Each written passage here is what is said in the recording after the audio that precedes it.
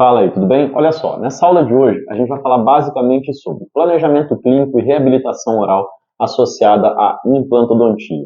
Como o conteúdo é muito vasto, a gente vai estar dando uma pincelada geral em todos os conceitos necessários e principalmente na importância dessa reabilitação oral, desse bom planejamento clínico para a saúde financeira, principalmente do seu consultório, da sua clínica. Então, sem perder muito tempo, bora para a aula aqui direto na tela do computador, beleza? Vamos lá.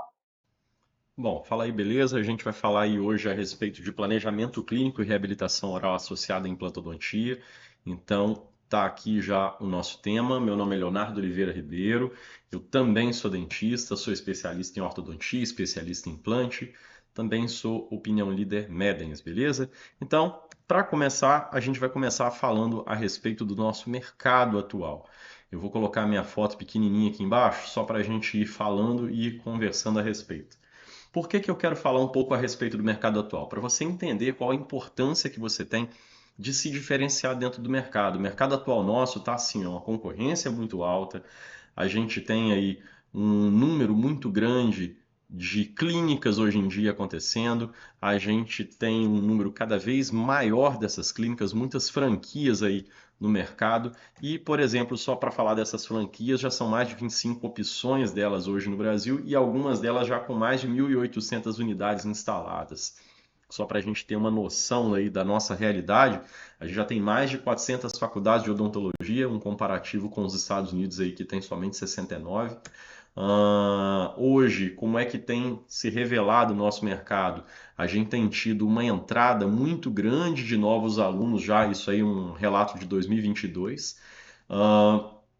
Uma quantidade muito grande de pessoas se formando em odontologia.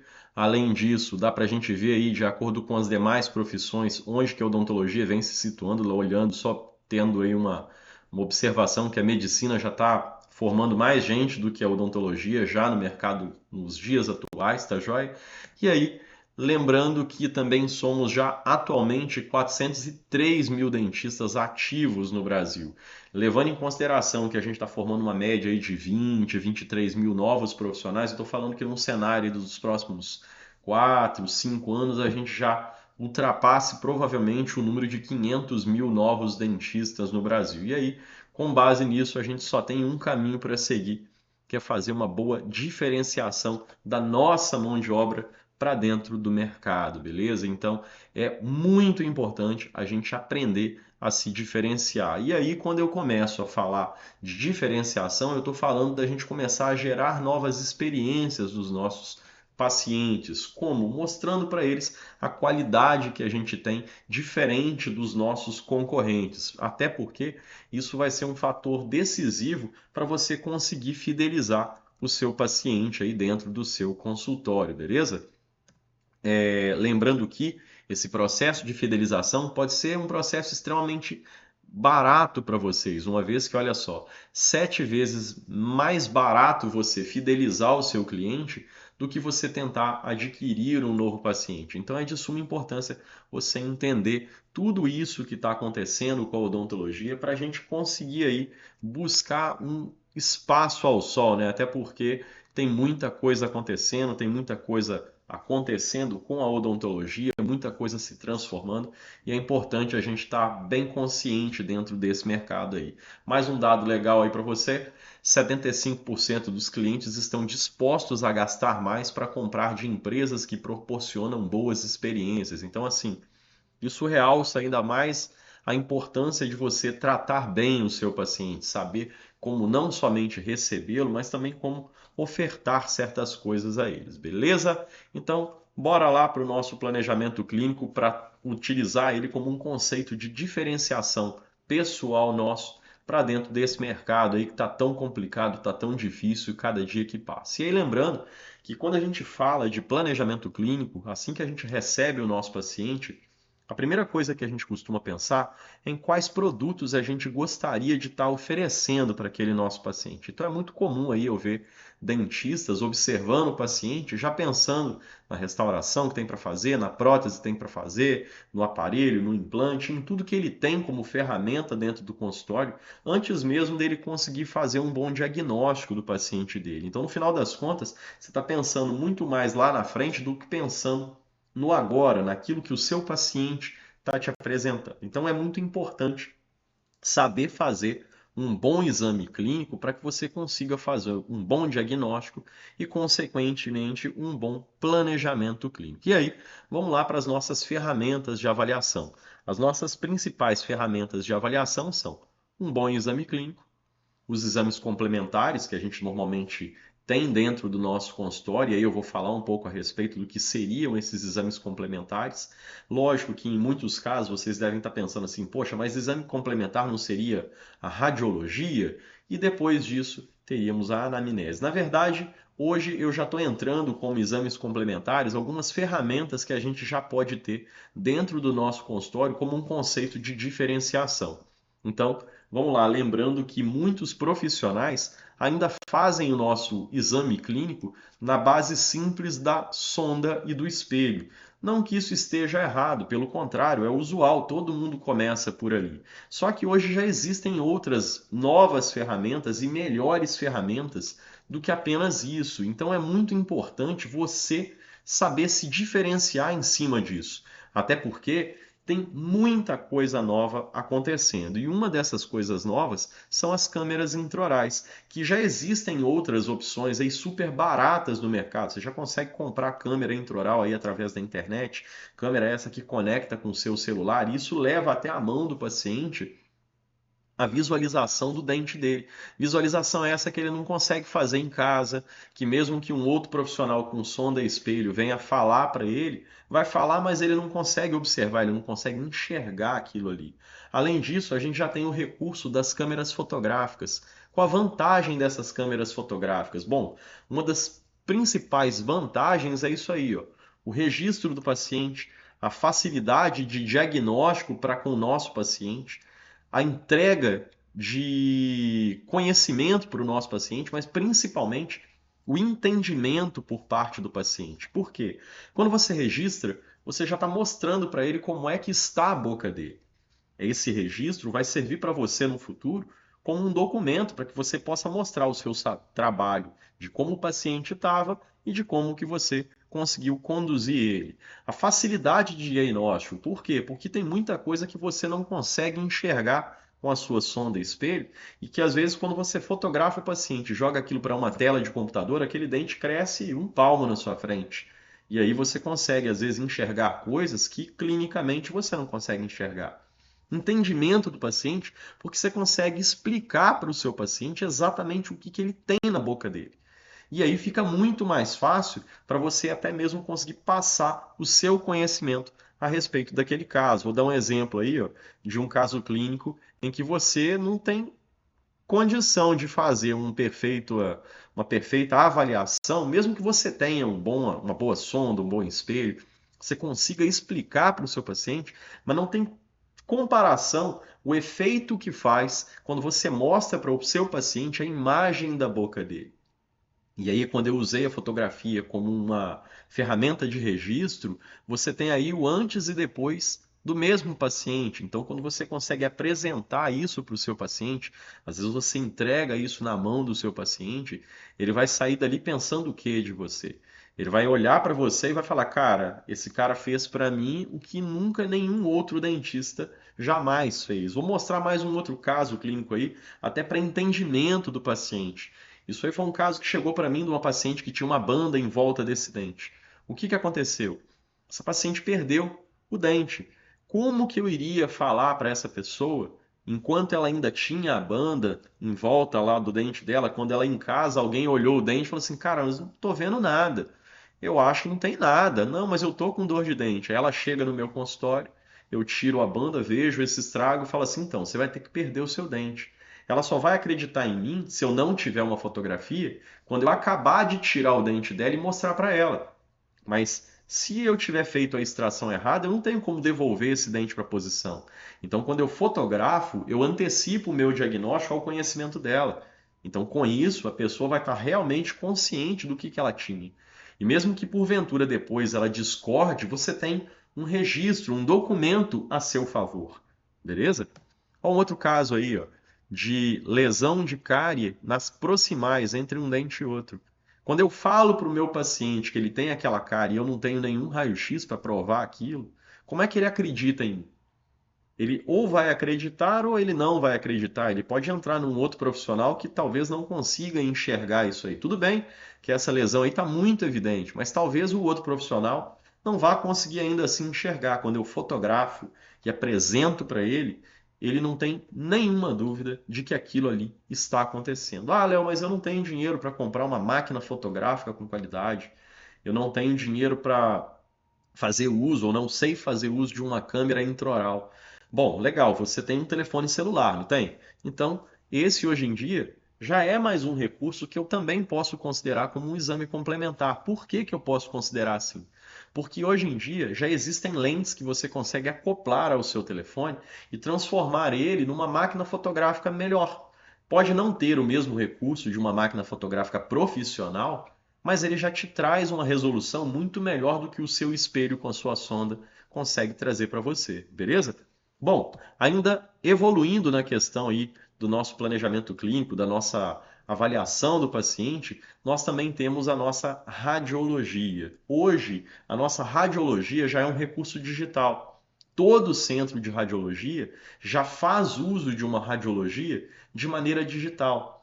Eu sei que ainda existem profissionais que preferem ainda continuar recebendo o exame através da impressão, mas eu acho que não dá nem para querer comparar você fazer uma visualização através da impressão e de uma visualização através de uma tela de computador ou através de uma tela de tablet, até porque dentro da tela do computador ou da tela do tablet, você consegue aumentar, diminuir essa imagem, você consegue ter uma visualização muito melhor do que está acontecendo com o paciente. E além disso, você consegue mais uma vez mostrar isto para o seu paciente.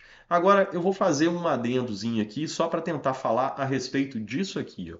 Recursos visuais. Qual a finalidade de eu estar falando isso com você? Eu sei que não é barato ter uma lupa de qualidade, mas você consegue encontrar no mercado lupas mais baratas, que já permitem a você ter uma visualização melhor da área aonde você vai estar trabalhando. Isso não simplesmente te permite, já no exame clínico inicial, enxergar melhor a boca do seu paciente, como também permite a você, durante o atendimento do seu paciente, fazer o desenvolvimento de um bom trabalho. Então, isso permite a você, com maior recurso visual, trabalhar com melhor qualidade. Isso vai fazer com que você tenha uma entrega cada vez melhor para dentro da boca do seu paciente. Beleza? Bom, vou fazer mais um passinho para fora aqui do que é o nosso planejamento. Vou falar rapidamente a respeito de ética na odontologia. Por que que eu quero falar isso para você? Lembrando de todas essas ferramentas que eu acabei de falar aí do exame clínico, eu conheço vários profissionais hoje em dia no mercado que se preocupam muito mais em falar mal do serviço do outro do que tentar promover o próprio serviço. E aí, quando eu falo disso, eu quero fazer a seguinte pergunta para vocês: como é que o seu concorrente age com os pacientes? Como que eles vendem os serviços que eles entregam? Quais serviços eles se recusam a fazer? Por que dessas perguntas? Porque quando a gente falou agora, logo ali atrás, dos recursos modernos que a odontologia tem, eu sei que se você não tem isso, o seu concorrente provavelmente tem. E ele está fazendo uso disso para muitas das vezes estar criticando o seu trabalho. Quando você passa a ter esses recursos, mesmo que você receba uma crítica, você tem como fotografar e provar para o seu paciente o que estão falando é errado. E mesmo que a crítica não seja direcionada até você, você tem como explicar melhor o que o seu paciente tem em boca e o que, que ele realmente precisa fazer. Quando a gente fala isso, a gente está falando o seguinte, que com a sua explicação, você vai ganhar cada vez mais a confiança do seu paciente. E mesmo que ele saia dali e bata em diversos outros consultórios, a sua explicação vai ter sido tão bem embasada, com provas através da fotografia, através dos exames de raio-x, que dificilmente esse paciente vai estar caindo na conversa fiada de um profissional que talvez não tenha o mesmo capricho, não tenha a mesma ética que você, beleza? Então, vamos voltar aqui a falar um pouquinho a respeito do nosso diagnóstico e vamos começar falando a respeito disso aqui, ó, um problema comportamental de todo dentista. Qual é, para mim, o principal problema comportamental dos dentistas? Por que não pedir exames detalhados do paciente? Eu canso de ver profissional que não pede todos os exames. E aí, vamos lá. Quais são as desculpas mais repetidas pelos profissionais da área para não pedir os exames que a gente normalmente precisa? Ah, se o paciente gastar com o exame, ele não vai ter dinheiro para tratar. Se eu pedir exame demais, ele assusta e não volta mais. Se ele sair para fazer exame, ele acaba indo em outro dentista e depois não vai voltar em mim. Olha só, se o seu paciente não tem dinheiro para fazer o exame, ele também não vai ter dinheiro para tratar. Então isso não tem que ser uma preocupação sua. Se você pedir exame demais, você acha que vai assustar o seu paciente, deixa eu te falar uma coisa. Se você não pedir o exame necessário, você vai deixar passar despercebido um monte de problema que certamente esse paciente tem em boca e você não vai estar vendo isso. E essa falta de diagnóstico vai fazer com que depois de um tratamento realizado por você, ele sinta dor num outro dente e volte ao seu consultório e te fale assim: pô, mas você não percebeu isso? Você não viu que o dente estava assim? Qual vai ser agora a sua desculpa? Ah, eu não vi porque eu não pedi o exame que eu precisava. Isso pode pegar mal para você. Então, saber pedir o exame certo pode te ajudar em muito, não só no diagnóstico no seu paciente, mas principalmente na confiança que ele vai estar depositando em cima de você. Afinal de contas, como você deseja se posicionar dentro do mercado, beleza? Ah, se ele sair para fazer exame, ele acaba indo em outro dentista. Olha, eu vou te falar uma coisa. Ele vai em outro dentista, ele vai buscar uma segunda opinião, até porque ele está preocupado com os valores que podem estar trazendo para dentro do que é o trabalho dele.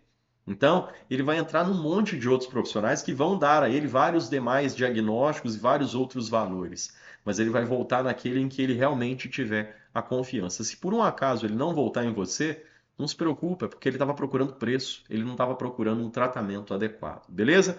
E aí, quais exames pedir? Todos os que forem necessários para poder chegar à segurança que você precisa para poder acertar o seu diagnóstico e ser mais preciso no seu planejamento, beleza?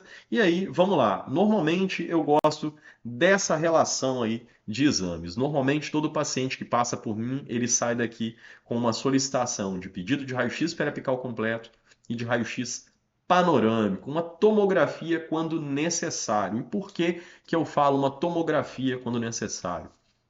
O paciente vem para você para fazer um implante, faça uma solicitação de tomografia. Se o paciente vem até você para fazer somente a parte clínica, ele não tem nenhuma ausência, não tem nada que justifique a solicitação de uma tomografia, então você não precisa pedir. Você vai estar se fechando somente nos exames radiográficos necessários. E aí, dentro dessa solicitação de exame radiográfico, eu gosto sempre de ter um padrão de exames.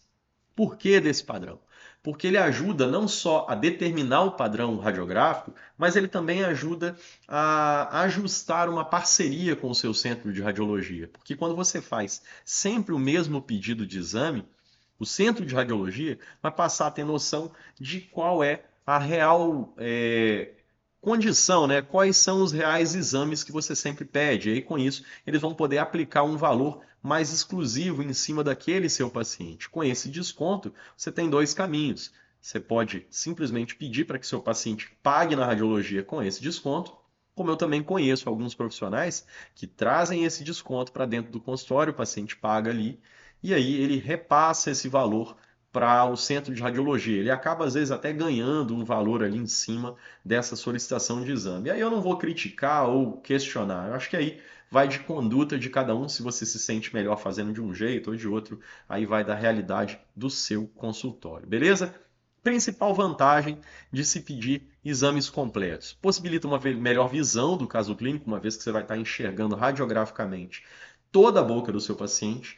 Permite aumentar o seu planejamento, lembrando que você vai estar enxergando coisas de um lado que você talvez não estivesse observando, já que o paciente chegou reclamando de um primeiro lado. Então, assim, às vezes o paciente chega reclamando do elemento 16. Você, ao invés de pedir só o raio-x do 16, você vai pedir da boca toda. Em alguns casos, ele vai estar apresentando um problema no 36, no 46, no 26, que você provavelmente não iria enxergar se você não tivesse pedido os exames de forma completa. E eu vou poder mostrar isso para vocês logo a seguir aí. Bom, permite aumentar, lógico, o seu planejamento e melhora em muito o seu diagnóstico. Então, vamos aí para tentar provar isso para você. Vamos falar aí do nosso caso clínico número 1, que era o paciente que reclamava de uma dor no implante.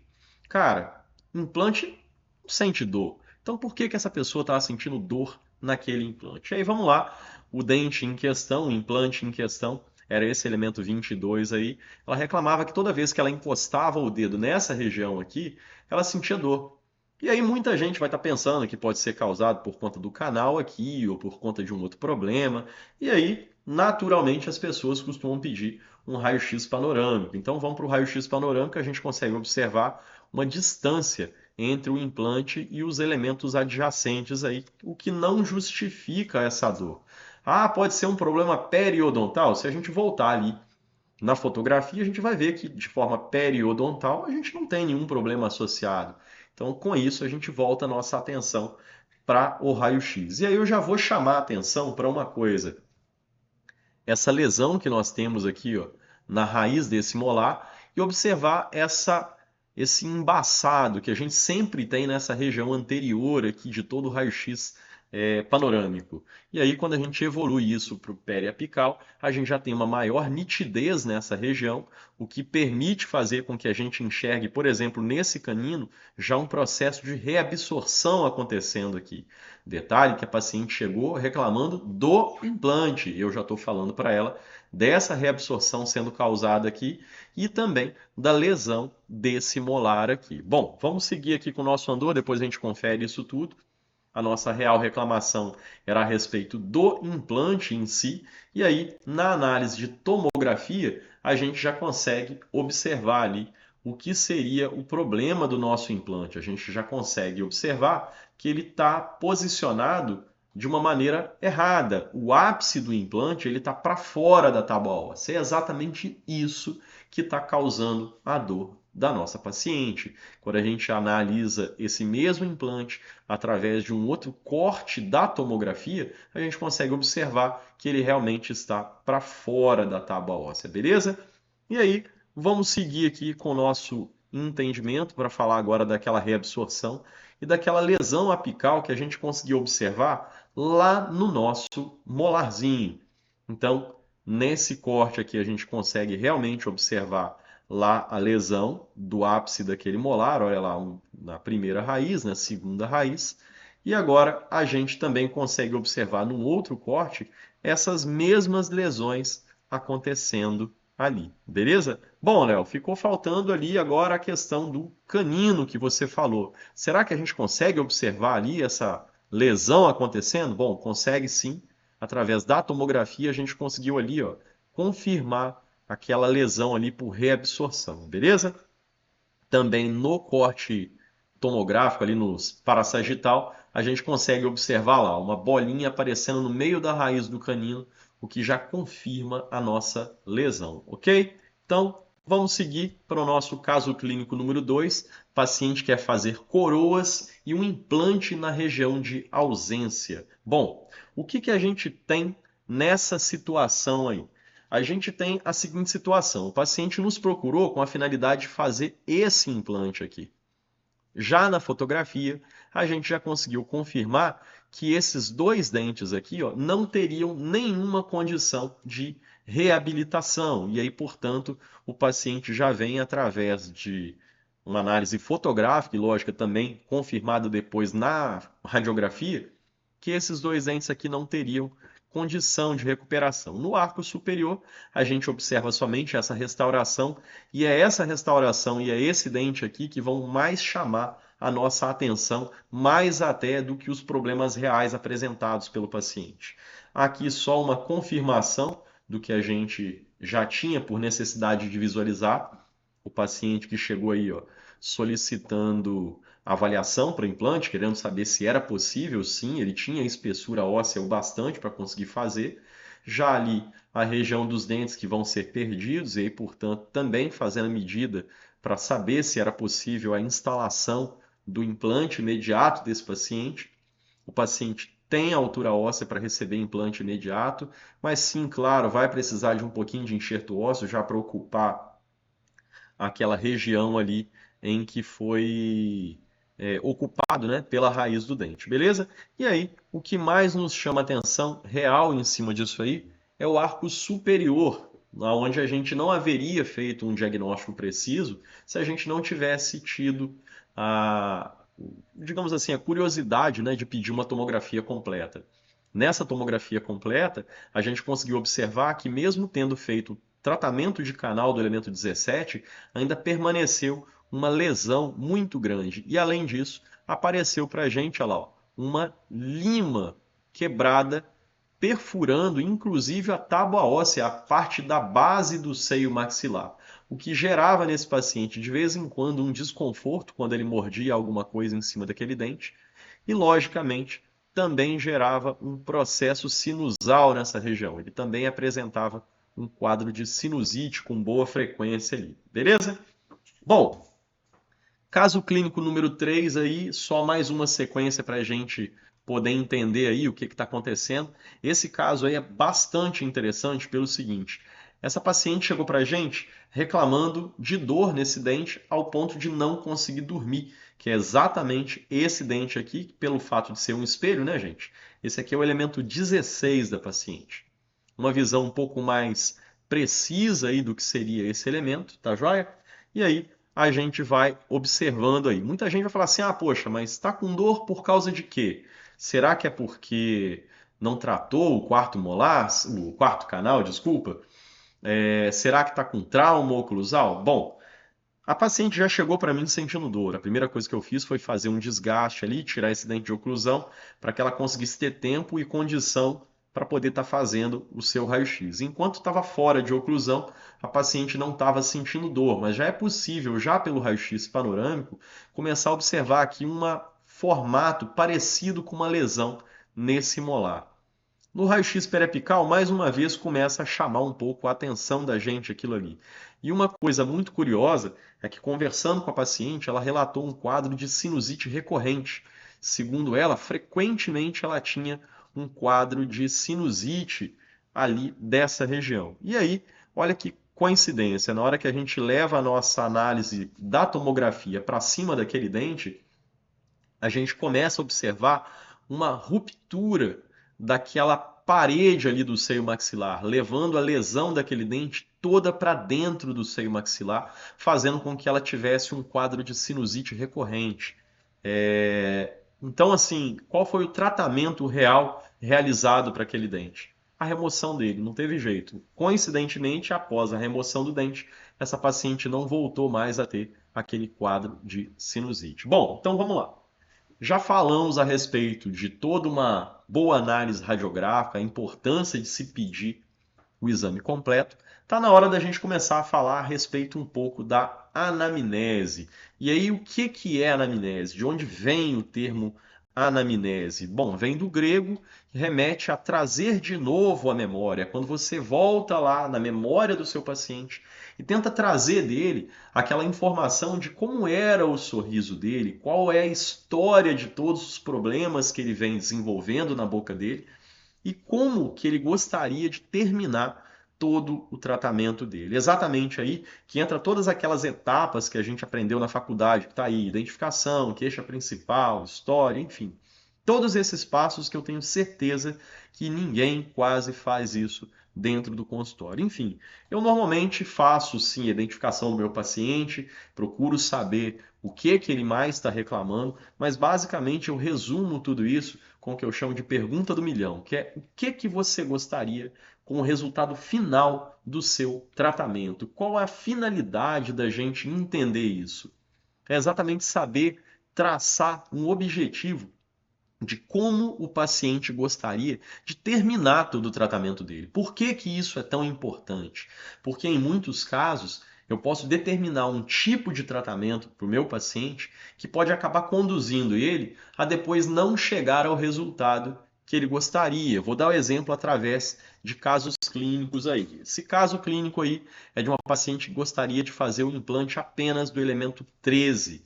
Esse aí é o quadro dela quando ela chegou até o meu consultório com a finalidade de fazer apenas o implante desse dentinho aqui. Tem espaço? Sim, tem espaço.